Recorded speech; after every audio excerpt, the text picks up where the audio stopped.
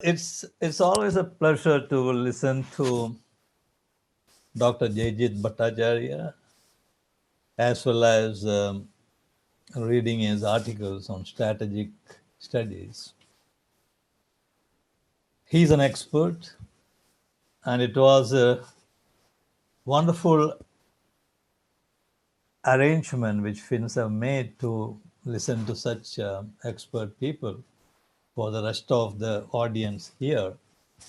And I'm sure that this will be coming out further for more people to listen and make judgments.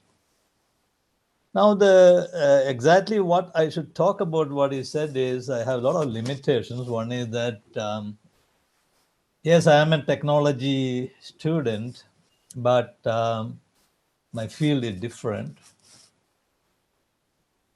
Two, I have to overcome this difficulty of limitations. I have switched over to national security strategy as ultimate and to study about that. That is where I found that with my discussions how a government should govern by national security. For that, we got to know what is national security. Now, let us come to Quad, the title of this particular session, which is Quad Tech Equations. Wonderful, wonderful title.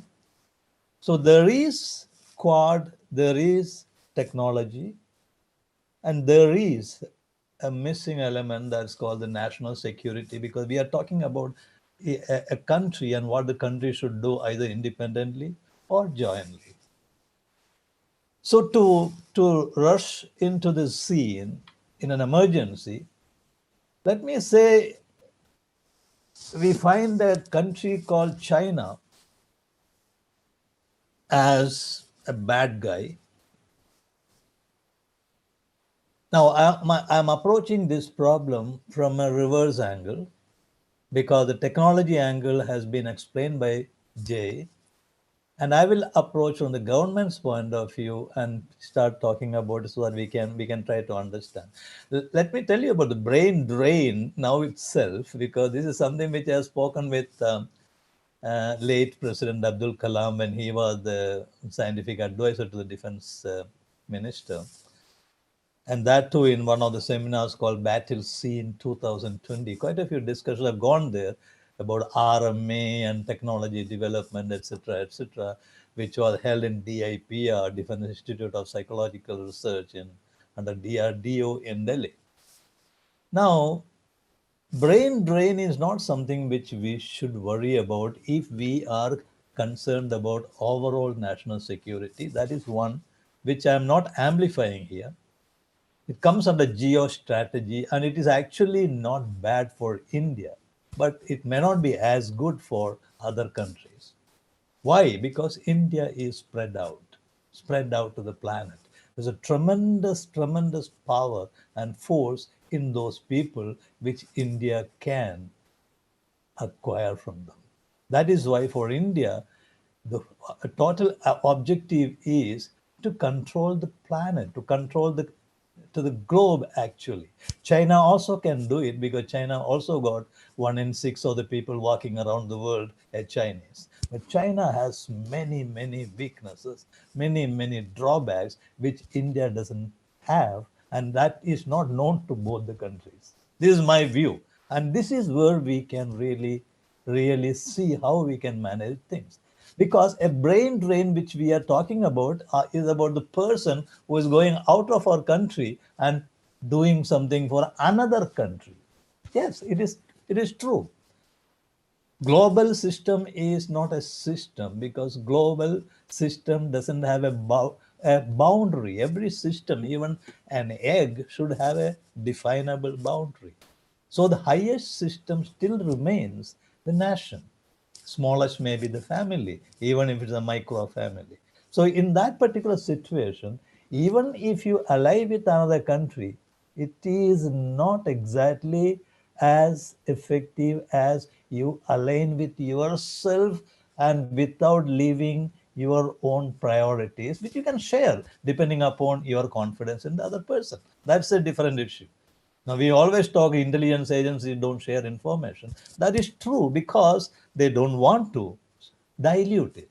But in cases where I have to share, I will share with the other intelligence agency when I have some information. That's how I'm looking at it. So China here, let me also ask you, which you don't have to answer now, but to take home and see. The world is bipolar. The world will remain bipolar. But according to me, the world is binary bipolar. That again, I'm amplifying in my book, which Gopal has just told in this audience, among this audience, which I have rewritten, and it is with the publishers. But unfortunately, my book has to be seen by many Chinese executives who is working in that publishing company, and I'm sure they will do that. And I have not I have written this book in a very general terms so that we can give a primer to national security. So here what I'm doing is cyber security is an element of national security, which is one of the 16 elements of national security, which has to be executed in 8 different terrains. In my previous studies, I have not added one or two terrains, which is there, and Gopal is still used to ask me which is the eighth terrain, which I have not told him yet, because until my book comes, I don't want to really clarify that, because I'm not sure, because there are a lot of people who are going to review that terrain, and that all these eight terrains as well as 16 elements are mutually inclusive in the present day world. And since when they have been mutually inclusive, that's a different subject. But the concept of national security came out in 1790, 1790, in the United States by the undergraduates in Yale University, which I consider as perhaps the best university in the world. I don't give that much marks to Harvard or Stanford or any of these universities. Yale University is really something extraordinary, and that is where the undergraduate students brought out this concept that national security is not military or physical security. It has got many other components, and they are all inclusive. And that's what the United States is following even today in a slightly different manner, not the way I have brought out in my theories, which I have had opportunities in the United States to study. So, whereas China is not following that. China is not following that because they have to cut corners. And they will do it, and we cannot find wrong about it. That's what China wants to do. Whereas the other two countries like Australia or Japan or India are not following national security governance the way Americans are following. They're following it slightly close. So there is a difference in governmental systems itself. Forget the word democracy. Democracy is a very casual word which I'm quite allergic to it, because everything is democracy. Now, nobody can define what exactly democracy, because different people define it different ways. We have four countries here as Quad. These four countries are having different personalities. These four countries are having the problems in cybersecurity, what Dr. Jejit Bhattacharya said just now. Absolutely fine. And here, out of the 16 elements, only one is cyber security. We have problem in resource security. We have problem in border security. All these elements are mutually inclusive. That means one cannot be separated. You touch one, another will be affected. He spoke about strategic minerals. He spoke about conflict minerals. There are laws which have been created by the Americans on conflict minerals connected with Congo problems and this and that, tantalum and everything which we know. So there are a lot of minerals which are strategic minerals. Now you take Afghanistan. Afghanistan has got a lot of. What do you think? One of the problems in Afghanistan is access to these minerals. China will get it. There are plenty of minerals there. These are all resources which we have. So I have even brought out an idea of world resource web, and also a principle on resource denial to the other party. It could be acetyl anhydride denial to an opium farm in Afghanistan or Balochistan or Iran. Then only they can, without acetyl anhydride, you cannot make heroin. Now, One of the jobs which we have to do out at sea is to block those ships that is carrying acetyl anhydride. So that is a resource denial. But resource denial, when it is done unethically, it becomes a bad job. So China, if you take it up, I don't consider in a bipolar world, China is the other pole. But certainly, United States is holding one pole like a magnetic pole with the flux coming down. And who is on the other side? That I don't know what to want to say here, but I will say it is not China. China is bad. Now, when China is bad, that is relative to us who feels we are good. But for China, we are bad. But the question is not that China is bad or China is good. China is north or China is south pole or the polarity. The problem is China there? No, I don't think China is yet holding that polar position.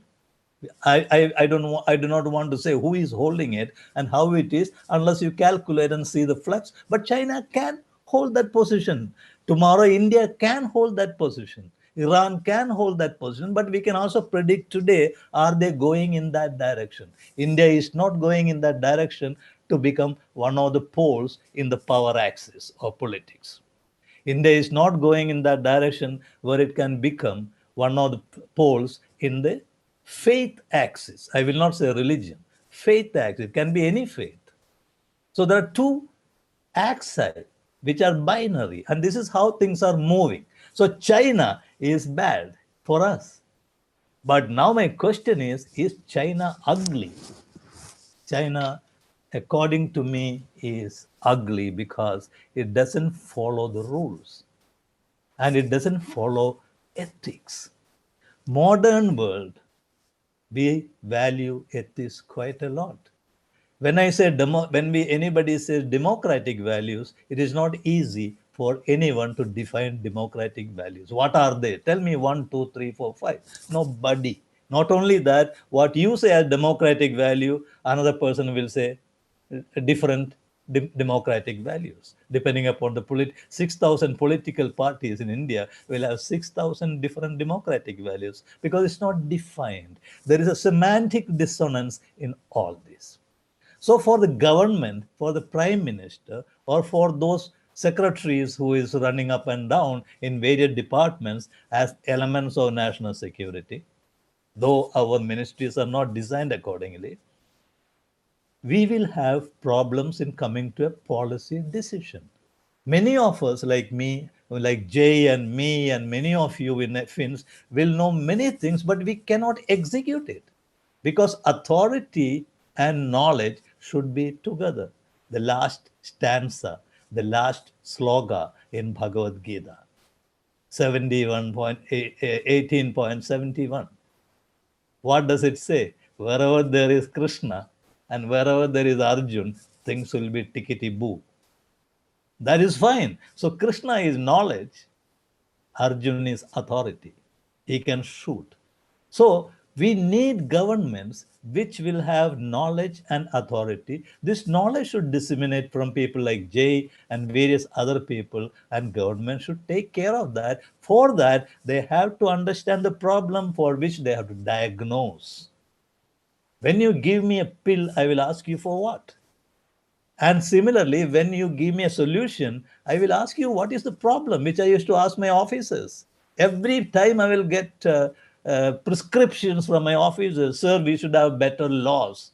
Our law should be better. My question is, for what? Give me the answer. Then only I will buy that law or make that law. So here we need to work on Quad. I fully agree. Here we need to protect our technology.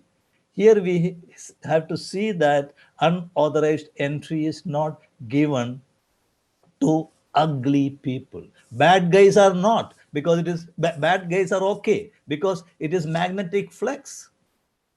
And that without that magnetic flux, we cannot survive. Without a North Pole, South Pole cannot survive.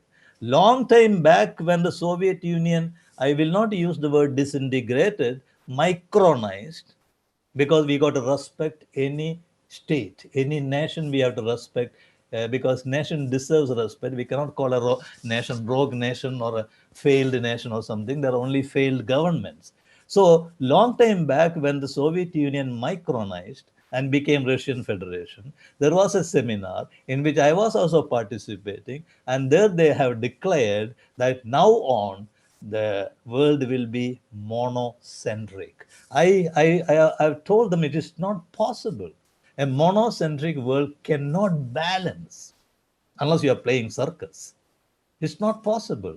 So there is already is a bipolar world, and the bipolar world you may not see the other pole, but that pole will exist, and that pole still exists. It's only a matter of time it came up. And I remember my friend in the other country told me, "Pal, what you said is right.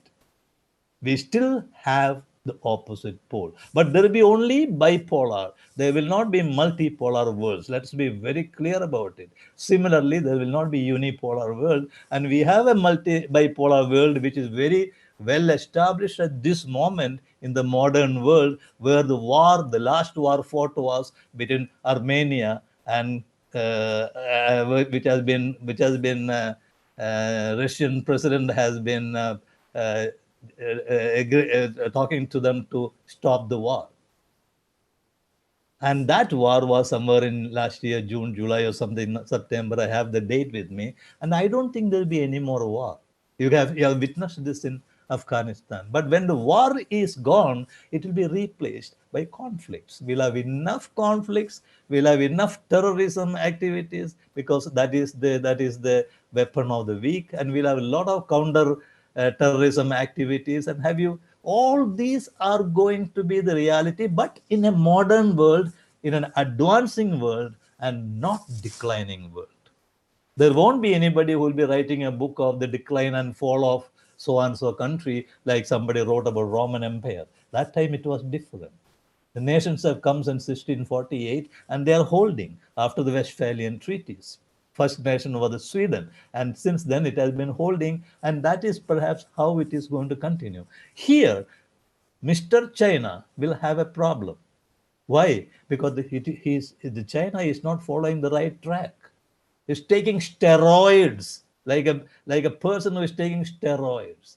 China will have a problem. If I am in China, I will be telling Mr. Xi Jinping, don't do this, but I will not be alive for next 2 days, after next 2 days. That I know.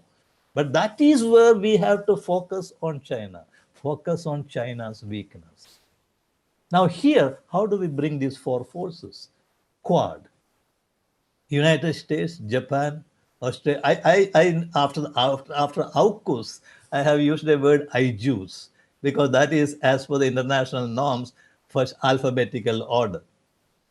Australia, Japan, India, and the United States. These four countries are actually different in their own approach to problem solving. India is a very different country. Japan is a very different country. America is a different country, and also Australia. Now, how do we marry them together? How do we bring them together? Unless you have a common enemy. Now, the enemies are no more there. If it is business interest, it becomes an adversary. So we can see that we have common enemy. Say, assume China is a common enemy, but China is not alone. China has enough part of one countries and on the other side of the pole, which is United States holding. So how do we manage that? Now already you know after AUKUS what happened to France. If you're talking about maritime terrain for Quad, then you have even France, Britain, US, all of them are part of India and Indian Ocean and Pacific Ocean. We have to include them also. The rim countries, there are many of them. So the government's geostrategy, in geostrategic security, one of the elements of national security have to do something much, much, much more than what these four leaders have sat on 24 September in Washington, D.C. and decided. Yes, they have told that we must follow ethical practices and good practices in technology, cooperation, development, etc., which doesn't happen even in a country itself. It didn't happen since industrial revolution, whatever name we have given to the technological inventions. You know what happened between Edison and Tesla, Nikola Tesla and Edison, DC, AC current wars, which happens within the country itself. Second, the country called China is getting enough help from every within the countries with whom we are trying to coordinate with. Doesn't Indians support China? As Jay has just now said about somebody who has been helping giving semiconductor and all. I'm not bringing out that. There can be the brain drain can happen to a citizen from his own country. He doesn't have to cross the borders. This is what I told Dr. Abdul Kalam. So if I have intellectuals, intelligent people supporting the other party, another country, which all of us, many people do, that isn't that brain drain? Do you have to go outside? Do you have to emigrate or do you have to look for a job? No, it is not necessary. So the problem here is, do we have four members of Quad have identity of mind, consensus, the item? I will say, sorry, sir, it is not there. Because the moment Quad is created, came another prime minister who could just pull out in no time. The chessboard was thrown away by him and he walked out. Kevin Rudd has done it in Australian Prime Minister. Then again, somebody came and now it started. It is Quad 2.0. Now this can break any time. What happened to ASEAN? And when this particular conglomeration or whatever I can call breaks, what happens to all that secrecy which has been there between these countries on technology? Technology and inventions and development and processing and production, all these processes are actually secret, but it can be leaked out. It can be found out. That's what is the problem with most of the countries and most of the business within our own country. Business A's process technology can be copied by another person. Even in cooking, we do that. It can be done in nuclear. How do you think the Americans got the nuclear technology? So those things do happen. But my question is, if Quad breaks, say 10 years from now or 5 years from now, which will break? I am telling you, because looking at his horoscope, I don't find Quad will last that long. Because it all depends upon individuals who is heading that country and their common problem. So for Americans, it will be fine. But China may call it an Asian NATO, but it is not a NATO. NATO has been created for some purpose, and this characterization is slightly different. Now China is actually focusing on Taiwan. We don't know how the situation will develop after some time. And China is focusing on Afghanistan. China is very clear, if it has to survive in a claustrophobic geographical location. China's biggest problem is that it is in a claustrophobic geographic location. Advantage which India and the United States have got is, it is in they are in the best locations in the world. Tropics and between certain latitudes with all kind of sustainable development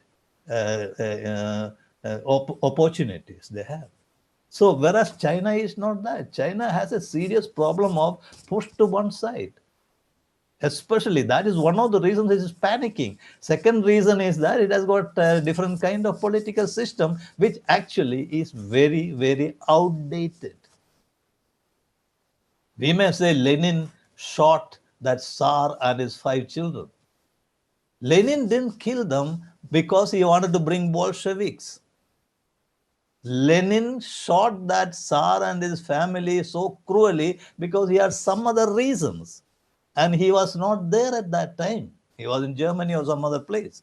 What I'm trying to say here is, when you look at all these points which I am mentioning here, we have problems, what Jay has said. We need to keep experts like Jay and other people in policy making positions, and they can certainly bring out the ideas, and that has to be implemented or converted into policy or baked into policy decisions by a government. That government should be the one who is the best one can get. Today, India has a government which we can depend upon. We didn't have it so far because they perhaps didn't have the expertise. Today, we have a government where the Chapter 18.71 slogan matches. Knowledge and authority is there for the people, or those who are in authority have the sufficient knowledge, according to me. So here, whatever they are doing, but again, they can only do with respect to India. Japanese psychology is entirely different. We are all high-tech countries, but China is leading in technology. Now, what are the technology requirements for Quad? Yes, all modern technologies. We need resilience in the supply chain. We have to have counter-terrorism activities because there is not going to be war like the Saddam Hussein war or other kind of war which we have seen. But we need counter-terrorism. See what's happening in Kashmir. In spite of everything is there, we have to have excellent rule of law systems. You can't have corrupt systems. You see what is happening in the other place in UP at the moment. So all these are part of the system. And when I look at it, I want to give you, I'm always like as, I always like to pacify people. I wanted to tell you that India is quite safe. Yesterday I was in a meeting where also I told about this to people. India has perhaps the best government so far. India has leaders who have knowledge as well as appropriate to their authority so they can execute. But we need to have a very serious look at cyber security. Now, cyber security is not just silicon, according to me, because silicon is based, cyber system or cyber space is a silicon system. Tomorrow we could have biological chips. And that particular part, according to me, cyber world is only in the initial stages. I don't know. This is exclusively my view. Since Jay is sitting here, I want to say that thing. One, shift from silicon to chips, Popeye chips or something like that, biological chips. Two, we got to have a cyber model which is much, much, much advanced than what it is today. In fact, according to me, the cyber system, if it is a baby, it is not showing the necessary growth since the time silicon has been converted into cyberspace, a terrain, a world you can get into through a computer. The programmers are the drivers of that. So when I look at all these things, let me conclude quickly, though I have many other things to talk about it, which we can always do that. China, I find, is a threat only if we consider it is a threat. But you got to consider China not as a bad guy, but as an ugly guy with respect to rule of law, with respect to following ethics, biologies, synthetic biology, even that needs ethical practices. Genetics need ethical practices. Cyber security needs ethical practices. But the problem is cyber security, breach in cyber security makes money, and cyber security also is making money. Now, next thing is, let me tell you that a terrorism act is not an expense account, it's an income account. Counter-terrorism act is also income account. That is the problem here. Same thing in breach in cyberspace or otherwise. So money ultimately come. That is why Clinton said it's economics stupid, that kind of a thing which Clinton has said. That is true because money buys power. Power is through politics. Power is through faith. And then you control. And that is where the crime comes and various other activities come. Now, Corona has been an opportunity for many people, including organ traffickers. Let me tell you this because I believe in that. And organ trafficking is crimes 3+, I call it. So all those matters which we take into account, then only we can bring technology also as part of it. all those things that is happening in the overall objective of Quad, what they have, and how do we ensure that Quad will remain? How do we have a single authority there? How do we formalize Quad so that Quad in charges cannot refuse certain misdemeanors, etc. That kind of a thing we have to identify. So Quad needs a leadership, and Quad is only 4 people. Maybe it will require a couple of other countries more. But tomorrow, if there's a world war, naturally, this polarity will be very visible. Polarity will otherwise never be visible, especially when one country whom we do not like is also our best trading partner. So these are the things which we have to see and understand from the behavioral point of view, as well as how we manage. Now let me tell you one more thing. We are quite backward in technical education. Technical education is something like a caste system. Some in Everyone may get the same degree, but somebody is at a higher level, he gets much more advantages, knowledge, and some gets minimum. So we have an educational system where all our technology education is not standardized, though it is standardized through syllabus, etc. But various other activities which we have to see. Second thing, now we are going to make it into regional languages. It's okay for Japanese learning engineering or technology in Japanese. It's okay for Chinese learning in Chinese. It's okay for Russians learning in Russian. It's okay for Americans learning in American English. But for a country like India with all kind of languages, if you start introducing engineering education in local languages, it will either going to develop those languages, not technology, nor these people's capability to handle advanced technology and find out something new. So here we have, I don't know, I heard about it, and some of us, my friends in the National Institute of Technology and all, had certain informal discussions. So I thought I should bring this also out. So we have to develop technology means first we have to develop technology not only in research and development, but also various educational processes, which should be of the highest order, highest value, which is possible. We have institutions like IITs and IISC, they can do that. But first we have to have it because the future generation have to be brought into that line. So we have to have a relook on all these kind of things. Then also support Quad, because if you are professional, those who need you will come towards you. So this is what I would like to say. I don't know, Gopal, I have taken a little more time than that. And Thank I'm you glad very Jay is much, sir. here, and I just want to be with you. Thank you very much, and I would like to close down here.